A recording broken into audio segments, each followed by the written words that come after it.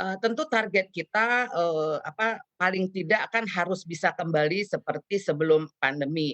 Walaupun kita mempunyai target emang harus lebih daripada, tahun-tahun, sebelumnya, seperti itu. Karena sekarang kita sudah bisa membaca ya, perilaku pasar, seperti apa, sehingga pelaku bisnis retail juga bisa bisa mengatur strategi untuk membuat bisnis ini lebih maju lagi dibandingkan tahun-tahun yang sebelumnya. Salah satunya yang tadi saya katakan bahwa dengan adanya, support dari pemerintah itu menjadikan salah satu pertumbuhan itu akan lebih lebih cepat, kembali, seperti itu. Walaupun memang selama ini pemerintah juga, banyak memberikan support juga pada bisnis retail ini ya. Tapi, salah satunya adalah dengan, perlonggaran adanya PPKM ini merupakan salah satu hal yang baik untuk, majunya, bisnis retail ini, begitu. Nah, kita berharap, dengan aturan-aturan lain yang lebih bersahabat dengan bisnis retail ini bisa lebih memajukan, bisnis retail ini khususnya, di negara kita ini. Oke, tapi kalau kita berbicara Ibu spesifik ya untuk bulan Ramadan dan juga di periode Lebaran yang akan datang begitu. Ini menurut Anda di tengah sekali lagi kenaikan harga yang cukup signifikan, kemudian di satu sisi juga harga-harga pokok juga meningkat begitu. Nah, ini kira-kira menurut Anda kalau kita timbang-timbang daya beli masyarakat selama periode Ramadan dan juga Idul Fitri, kira-kira seperti apa? Apakah akan tertekan? Oh, iya, begini, memang kalau udah menjadi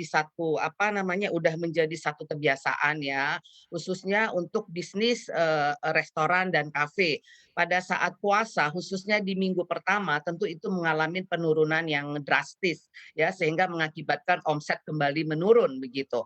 Tapi, kita lihat tendensinya untuk minggu kedua, minggu ketiga, itu biasanya masyarakat kembali, melakukan aktivitas khususnya buka puasa itu, di luar, itu bisa dilakukan di resto atau, di kafe-kafe. Jadi memang pada masa Ramadan ini bisnis yang masih bisa tetap, menonjol adalah itu resto, kafe, dan lifestyle.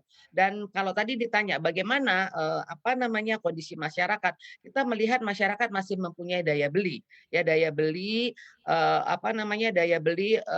walaupun itu dalam masa, Ramadan ataupun, menjelang puasa. Karena kita bisa lihat sebelum puasa terjadi, itu yang namanya bisnis, resto, kafe itu udah kembali hampir normal ya, itu udah kembali penuh. Dan tiba-tiba itu puasa, eee itu mengalami penurunan, tapi itu bukan hanya pada saat ini aja, seperti puasa-puasa yang tahun-tahun sebelumnya terjadi penurunan pada saat di minggu pertama. Tapi biasanya setelah minggu pertama itu ada di kedua atau ketiga, itu akan terjadi, pemulihan kembali.